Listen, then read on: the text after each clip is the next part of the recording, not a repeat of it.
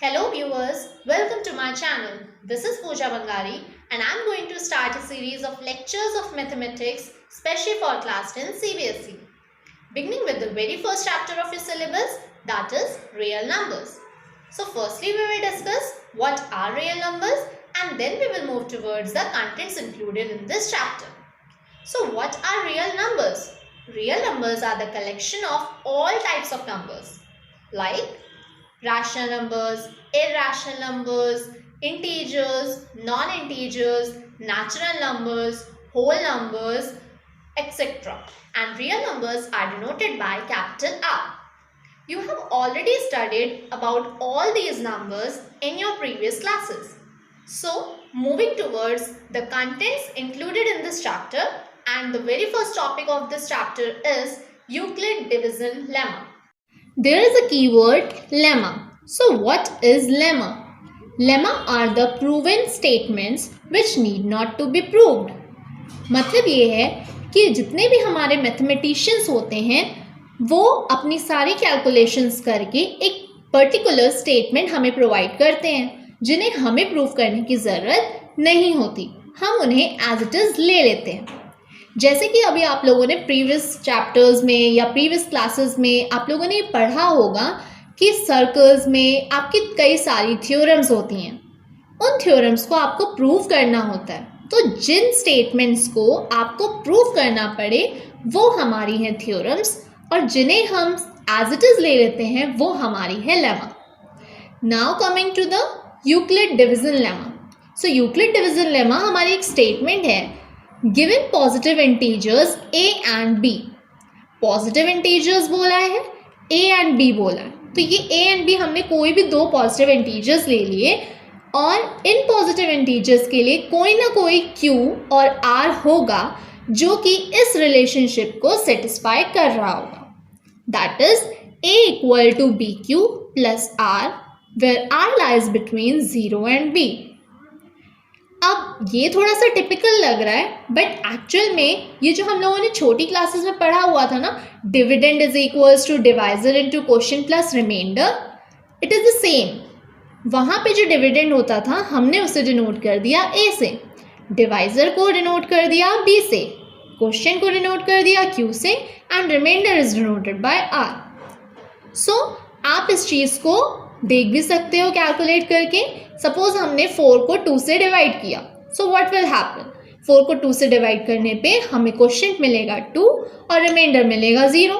तो आप इसको जो भी आपने अभी कैलकुलेशन की उसी को आप सेम रिलेशन में इस्टेब्लिश कर सकते हो, यानी 4 is equals to 2 into 2 plus 0। Okay, so ये तो हुआ हमारा यूक्लिड डिविजन लेमा। ये एक ऐसी स्टेटमेंट है जिसे हमें एज इट इज़ दे दिया गया है, हमें इसे प्रूव करने की ज़रूरत नहीं है। Now Euclid division algorithm. अब एल्गोरिदम हमें एक कीवर्ड मिला। सो एल्गोरिदम क्या होता है? एल्गोरिदम आप लोगों ने अगर कंप्यूटर पढ़ी होगी कभी तो वहाँ पे पढ़ा होगा कि एल्गोरिदम क्या होता है, सीरीज ऑफ स्टेप्स होते हैं। मीन्स कि एक किसी प्रोसेस को करने के लिए आप जब स्टेप बाय स्टेप प्रोसीजर लिखते हो तो वो हमारा एल्गोरिदम होता है। तो यूक्लिड डिविजन एल्गोरिदम ये क्या है?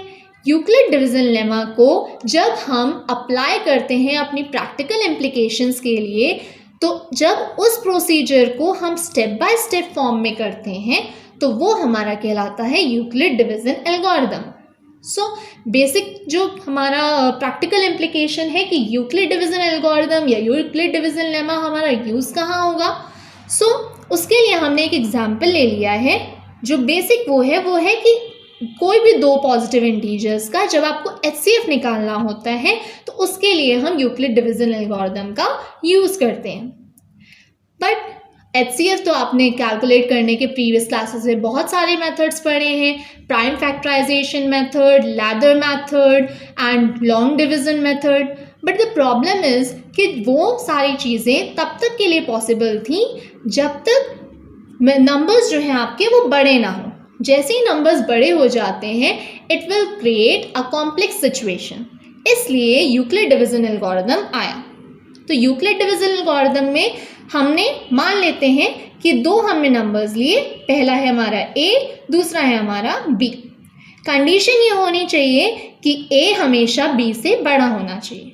नाउ हमारा काम अभी क्या है कि हम HCF निकालने जाएंगे।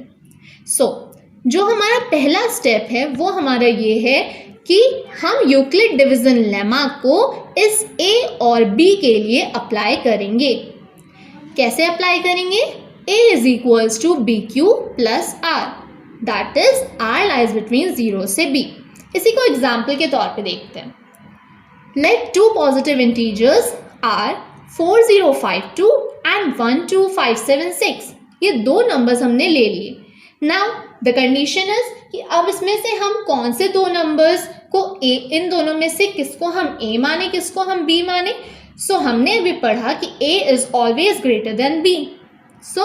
यहाँ पे हमारी सिचुएशन के अकॉर्डिंग A हम किसको कंसिडर करेंगे? 12,576 एंड B हम किसको कंसिडर करेंगे? 4052। 12,576 और 4052 को हम इस यूक्लिड डिवीजन लेमा के अकॉर्डिंग अरेंज करेंगे। तो A की जगह पे हमने A को पुट किया, B की जगह पे हमने B को पुट किया। अब क्वेश्चन ये उठता है कि ये 3 और 420 कहाँ से आया? तो इट इज़ नथिंग बट, आप क्या करिए, सिंपली अपने इस A को B से डिवाइड कर दीजिए। डिवाइड करने पे जो भी आपका क्वेश्चन आएगा put it into Q place, and जब आपका जो भी रिमाइंडर आएगा उसको आप रिमाइंडर की प्लेस पे प्लेस कर देंगे। तो यहाँ पे अगर हम देखें तो मैंने अपनी कैलकुलेशंस पहले से ही कर ली है। तो यहाँ पे क्वेश्चन हमारा 3 आ रहा है और रिमाइंडर हमारा 420 आ रहा है। अब सेकेंड स्टेप अगर हम देखें तो सेकेंड स्टेप में हमसे क्या कहा गया है कि R की वैल्यू अगर 0 हो जाती है तब तो हम कह देंगे कि B is the HCF of A and B। तो यहाँ पे हम देख रहे हैं R की वैल्यू हमारी 420 आ रही है, जो कि 0 तो है नहीं। तो ऑब्वियस सी बात है ये पॉइंट तो हमारा रॉन्ग हो गया। हम सेकेंड वाले में देखते हैं, if R not equal to 0 apply division lemma to B and R। कहने का मतलब है कि अगर R की वैल्यू हमारी 0 नहीं होती है तो हम इस प्रोसेस को रिपीट करने वाले हैं। बस रिपीट करने की कंडीशन क्या हो जाएगी, हम इस कंडीशन को, इस प्रोसेस को B और R के लिए रिपीट करेंगे। अब कैसे करेंगे वो हम यहाँ देखते हैं। Since R not equal to 0, so continue the process for 4052 यानी B and R remainder 420। हम इन दोनों नंबर्स को अब कंसिडर करेंगे। अब इन दोनों नंबर्स को कंसिडर करते हुए हम Euclid division lemma again apply करेंगे। तो जब हम यहाँ पे यूक्लिड डिवीजन लेमा अप्लाई करेंगे 4052 और 420 के लिए, तो अब इनमें से बड़ा नंबर कौन है? 4052। तो 4052 को हम A की प्लेस पे लेंगे और 420 को हम B के प्लेस पे लेंगे। एंड अगेन इन दोनों नंबर्स को हम डिवाइड करके we will obtain quotient and remainder, और इस फॉर्म में हम लिख लेंगे। इस फॉर्म में लिखने के बाद हम क्या करेंगे, हमने अगेन यहाँ पे देखा कि हमारा रिमाइंडर जो था वो 272 आ रहा था। 272 आ रहा था यानी रिमाइंडर तो 0 है नहीं। अगर रिमाइंडर 0 नहीं होता है तो हम क्या करते हैं, दोबारा से उस प्रोसेस को हम रिपीट करते हैं। और यहाँ पे अब हम प्रोसेस रिपीट करेंगे किसके साथ, यानी जो हमारा डिवाइजर अभी तक था यानी 420 और जो हमारा रिमाइंडर आया 272, उसके लिए हम इस प्रोसेस को वापस से रिपीट करेंगे। वापस से रिपीट किया, इन दोनों में से नंबर बड़ा कौन है? 420, दिस इज 272। तो इसको हमने इससे डिवाइड किया, डिवाइड करने पे जो क्वोशिएंट आया, जो रिमाइंडर आया, उसे उसी फॉर्म में लिख लिया। लिखने के बाद देखा 148 आ रहा है हमारा, जो कि हमारा रिमाइंडर 0 नहीं है। Again repeating the procedure. Now ध्यान रखिएगा कि आपको हमेशा रिमाइंडर और डिवाइजर्स के यानी B की प्लेस पे जो वैल्यू है उसी के लिए ही वर्क करना है। यहीं पे सबसे बड़ी मिस्टेक हो जाती है। तो अब हम किसके लिए कंसिडर करेंगे? 272 और 148 के लिए। फिर हमने डिवाइड करके देखा, फिर उसी तरीके से हमने देखा, फिर अगेन देखा कि रिमाइंडर अभी भी हमारा 0 नहीं आ रहा है। Again repeating it for 148 and 124। फिर से हमने रिपीट किया, इन दोनों को वापस हमने डिवाइड किया। डिवाइड करने पे हमें क्वोशिएंट 1 मिला और रिमाइंडर 24 मिला। फिर से हमने देखा रिमाइंडर हमारा 24 है जो कि 0 नहीं है, इसलिए हम 124 और 24 को कंसिडर करते हुए अगेन यूक्लिड डिवीजन लेमा को अप्लाई करेंगे। अप्लाई करने पे देखा, दोनों को डिवाइड किया तो हमारा क्वोशिएंट आया 5 और रिमाइंडर आया 4। फिर 24 और 4 को कंसिडर करेंगे, इसके लिए यूक्लिड डिवीजन लगाया और उसके बाद हमें क्या मिला, क्वोशिएंट हमारा मिला 6 और रिमाइंडर हमें मिल गया 0 और यही हमें चाहिए था। और हमने अभी पढ़ा था कि रिमाइंडर जैसे ही 0 आ जाए व्हाट वी विल डू, हम इस प्रोसेस को पूरा स्टॉप कर देंगे और स्टॉप करने पे हमें हमारा HCF मिल जाएगा और वो HCF और कुछ नहीं हमारा यही B होगा। B यानी जो लास्ट स्टेप में आपको अभी डिवाइजर की पेज पे मिला है, यानी A equal to BQ plus R हमने यहाँ पे प्लेस में रख दिया है, यहाँ पे A 24, B हमारा 4, यानी ये 4 हमारा क्या हो जाएगा, HCF हो जाएगा। जिन हमारे दो नंबर्स की हम बात कर रहे थे 12,576 के लिए और 4,052 के लिए, इन दोनों का HCF क्या हो जाएगा, 4 हो जाएगा। अच्छा, एक चीज़ और, ये सिर्फ HCF इन्हीं दोनों नंबर्स का नहीं है, HCF जितने भी हमने कंसिडर किए थे पेयर ऑफ नंबर, जैसे यहाँ पे हमने अभी 272 148 के लिए किया, यहाँ हमने 148 124 के लिए किया, लास्ट में हमने 24 और 4 के लिए किया, जितने भी केसेस के लिए हमने किया था उन सब के HCF क्या आएंगे, 4 ही आएंगे। सो मेरे ख्याल से ये टॉपिक तो आप लोगों को क्लियर हो गया होगा, तो इस पे बेस्ड आप क्वेरीज करिएगा। एक्सरसाइज फर्स्ट आपकी एक्सरसाइज इसी पे बेस्ड है। ओके, नेक्स्ट हम देखें topic now, question based on Euclid division lemma. वो जो हमने अभी पढ़ा था वो यूक्लिड डिवीजन एल्गोरिथम के बारे में था। अब हम यहाँ पे लेमा के, जहाँ पे हम लेमा का अप्लाई कर रहे हैं, वो हम क्वेश्चन देखते हैं। Show that any positive odd integers is of the form 4q plus 1 और 4q plus 3 where q is some integer. कहने का मतलब क्या है कि हमसे कहा गया है एक कोई भी हम पॉजिटिव ऑड इंटीजर ले लें और वो पॉजिटिव ऑड इंटीजर हमें शो करना है कि 4q प्लस 1 और 4q प्लस 3 फॉर्म में आए। अब इसके लिए हमारा सबसे पहला काम क्या होना है, यूक्लिड डिवीजन लेमा को ही अप्लाई करना है। अब यूक्लिड डिवीजन लेमा को अप्लाई करने के लिए ऑब्वियस सी बात है, हमें A पता होना चाहिए, B पता होना चाहिए, Q होना चाहिए, R होना चाहिए। तो हमने कंसिडर कर लेते हैं कि A हमारा कोई भी पॉजिटिव ऑड इंटीजर है और B फाइंड आउट करना है। तो B के लिए हम क्या करेंगे, ये जो हमारा एक्सप्रेशन दिया हुआ है इस एक्सप्रेशन को हम कंसिडर करें और ज़रा इसको ध्यान से देखिए। कंपेयर जब आप BQ प्लस R से करोगे तो यू विल फाइंड B की वैल्यू क्या मिल रही है, आपको 4 मिल रही है। ठीक, तो अगर B की वैल्यू हमें 4 मिल रही है तो हम अब क्या करेंगे, यूक्लिड डिवीजन एल्गोरिथम अप्लाई करेंगे। किसके लिए, A के लिए जो कि पॉजिटिव ऑड इंटीजर है और B के लिए, और B की वैल्यू हमने क्या ली है, 4 ली है।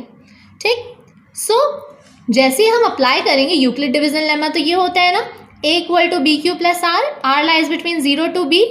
तो हम क्या करेंगे, A की वैल्यू हमने लिखी इक्वल टू B की जगह पे हमने क्या लिखा, 4 लिखा, यानी 4, Q हमें पता नहीं, R हमें पता नहीं, जो अननोन है उन्हें अननोन रहने दें, तो 4Q प्लस R।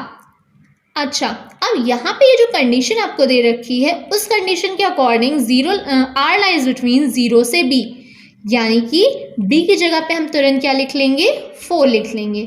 तो यहाँ से हमें क्या पता चल रहा है कि R की वैल्यू 0 के इक्वल है, उससे बड़ी है लेकिन 4 से छोटी है। मतलब R की वैल्यू, पॉसिबल वैल्यूज़ क्या क्या हो सकती हैं, 0 हो सकती है, 1 हो सकती है, 2 हो सकती है, 3 हो सकती है, इससे ज़्यादा नहीं हो सकती। तो हमारे 4 पॉसिबल रिमाइंडर्स 0 1 2 3 आ गया। नाउ अब इस अकॉर्डिंग अगर हम देखें तो A की वैल्यू हमारी यहाँ से क्या मिलेगी हमें, A will be equal to 4Q plus R की वैल्यू जब हमने 0 ली तो A की वैल्यू हमें क्या मिल गई, 4Q प्लस 0। R की वैल्यू जब हमने 1 कंसिडर की, A की वैल्यू मिल गई 4Q प्लस 1। R की वैल्यू 2 ली तो A की वैल्यू क्या मिल गई, 4Q प्लस 2। R की वैल्यू 3 ली तो हमें क्या वैल्यू मिल गई, A equal to 4Q plus 3। ये हमने 4 इक्वेशंस अभी हमने फॉर्म कर ली ना। अब क्वेश्चन पे हम ज़रा वापस जाएं तो हमें क्या दिख रहा है कि A जो है वो पॉजिटिव ऑड इंटीजर है और हम जानते हैं जितने भी हमारे ऑड इंटीजर्स होते हैं they all are not divisible by 2। तो इसका मतलब है कि हमें वो फॉर्म यहाँ पे कंसिडर करना है जो कि 2 से डिविजिबल ना हो। और 2 से डिविजिबल ना होने का कंडीशन क्या होगा? ऑब्वियस सी बात है, 0 को हम इवन नंबर्स में कंसिडर करते हैं, ठीक। 1 को हम किस में कंसिडर करते हैं? ऑड नंबर्स में कंसिडर करते हैं। तो इसका मतलब है हमें जब लेना है पॉजिटिव ऑड इंटीजर तो हम किसे एक्सेप्ट करेंगे? 4q प्लस 1 को एक्सेप्ट कर लेंगे। 4q प्लस 2 है, ये यहाँ पे 2 है, तो ये जो 2 है ये तो इवन नंबर है। इवन नंबर का इवन नंबर से एडिशन क्या होता है? इवन नंबर होता है। इसलिए हमें इवन नंबर नहीं चाहिए, हमें तो ऑड नंबर चाहिए, इसलिए हम इसे रिजेक्ट कर देंगे। तो फाइनली हमने रिजेक्ट किसको किसको किया? इक्वेशन नंबर 1 को रिजेक्ट किया। क्यों? क्योंकि 0 की वजह से। और इक्वेशन नंबर 3 को हमने रिजेक्ट किया, किसकी वजह से? 2 की वजह से। एंड जब इनको हमने रिजेक्ट कर दिया तो रिजेक्ट करने के बाद एक्सेप्ट किसको किया? Equation 2 and equation 4। और इन दोनों को एक्सेप्ट करने पे हमें क्या मिला कि a की वैल्यू या तो 4q प्लस 1 फॉर्म में हो सकती है या तो 4q प्लस 3 फॉर्म में हो सकती है। That was the solution of this particular question. Now the next topic is fundamental theorem of arithmetic. Now, fundamental theorem of arithmetic क्या कहती है? That every composite number can be expressed factorized as a product of primes and this factorization is unique apart from the order in which the prime factors occur. यहाँ पे हमें कुछ keywords मिल रहे हैं जैसे composite number, prime numbers. So what are they? पहले इनको illustrate करते हैं। कंपोजिट नंबर्स क्या होते हैं? कंपोजिट नंबर्स वो नंबर्स होते हैं जिनके मोर दैन 2 फैक्टर्स होते हैं। एंड प्राइम नंबर्स क्या होते हैं? जिनके ओनली 2 फैक्टर्स होते हैं। या तो वो नंबर खुद उसका फैक्टर होता है या फिर हम कहें कि 1 उसका फैक्टर होता है। 1 तो नॉर्मली हर नंबर का फैक्टर होता है। सो कंपोजिट नंबर क्या है? जिसके मोर दैन 2 फैक्टर्स हों। अब इस स्टेटमेंट के ये स्टेटमेंट क्या कहती है कि हर कंपोजिट नंबर, मान लेते हैं यहाँ पे जो कंपोजिट नंबर है वो x है। सो x को हम किस फॉर्म में अरेंज कर सकते हैं? प्राइम नंबर्स के प्रोडक्ट में। यहाँ पे हमने prime numbers p1, p2, pn से डिनोट कर लिए। ध्यान रखें कि ये p1, p2, pn किसी भी ऑर्डर में हो सकते हैं। कहने का मतलब है p1 की जगह पे p2 हो सकता है, p2 की जगह पे p1 हो सकता है। ऑर्डर हमें मैटर नहीं करता। एंड ये जो फैक्टराइजेशन होता है ये हमेशा यूनिक रहेगा, ठीक। यूनिक रहने का मतलब है कि अगर किसी का आ रहा है 2 इंटू 2 इंटू 2 तो ये फैक्टराइजेशन यूनिक है, ये चेंज नहीं होने वाला उस पर्टिकुलर नंबर के लिए। सो यहाँ पे जो p1, p2, pn हमारे पास जितने भी प्राइम्स हैं ये सब अरेंज एक स्टैंडर्ड फॉर्म में देखें तो अरेंज हमेशा किस फॉर्म में होने चाहिए? p1 की वैल्यू हमेशा p2 से लेस देन इक्वल टू होनी चाहिए या p2 से less than equals to p3, ऐसे करके चलेगा। फॉर एन एग्जाम्पल हम एक 280 ले लेते हैं जो कि कंपोजिट नंबर है। क्यों कंपोजिट नंबर कहा? क्योंकि इसके मोर दैन 2 फैक्टर्स हमें मिलेंगे।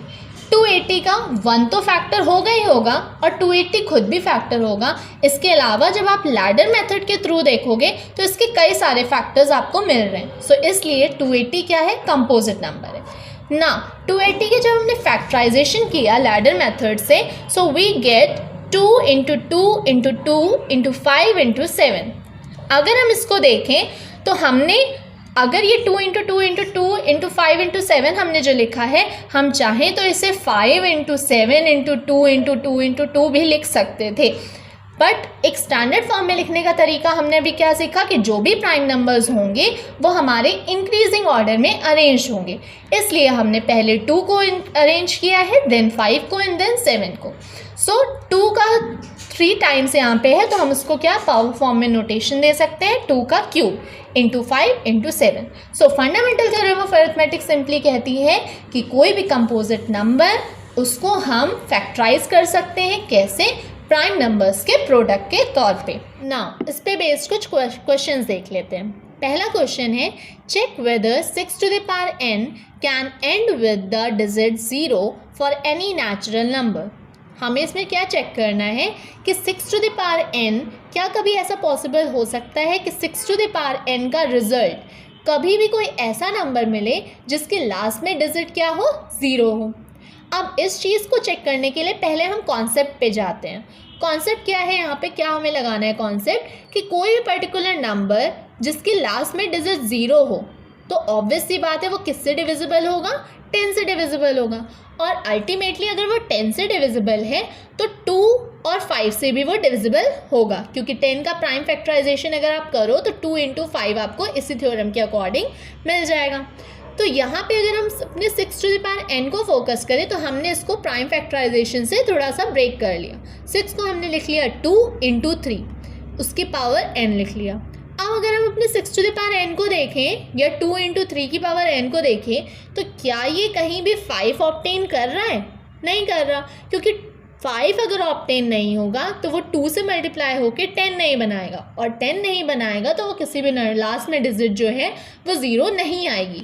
तो अल्टीमेटली 6n या 2 × 3n ये जो है ये 5 को अपना फैक्टर कंटेन नहीं कर रहा, और 5 को कंटेन ना करने की वजह से ये 5 से डिविजिबल नहीं होगा। 5 से डिविजिबल नहीं होने की वजह से जो 6n है उसकी लास्ट में डिजिट कभी भी 0 पॉसिबिलिटी नहीं है। इस चीज़ को आप चेक भी कर सकते हो n की किसी भी वैल्यू के लिए। सपोज हमने n की वैल्यू 1 ली तो 6 की पावर 1 यानी 6। अगर n की वैल्यू हमने 2 ली तो 6 की पावर 2 यानी 36। अब आप इस तरीके से n की वैल्यू किसी भी नंबर को रख ले, चाहे 3 रखें 4 रखें, यू विल नेवर गेट कि कोई भी ऐसा नंबर आपको मिले जिसकी लास्ट में डिजिट क्या हो, 0 हो। इसलिए 6n कभी भी आपको ऐसा कोई नंबर नहीं देगा जिसकी लास्ट में डिजिट 0 हो।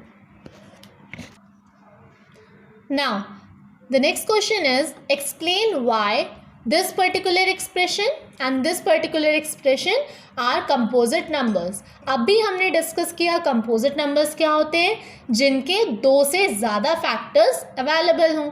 सो हम पहले इस एक्सप्रेशन को कंसिडर करते हैं। ये हमने एक्सप्रेशन लिया, सिंपली हमारा ये एक टर्म हमें यहाँ पे मिल रहा है और दूसरा टर्म हमारा ये 13 है।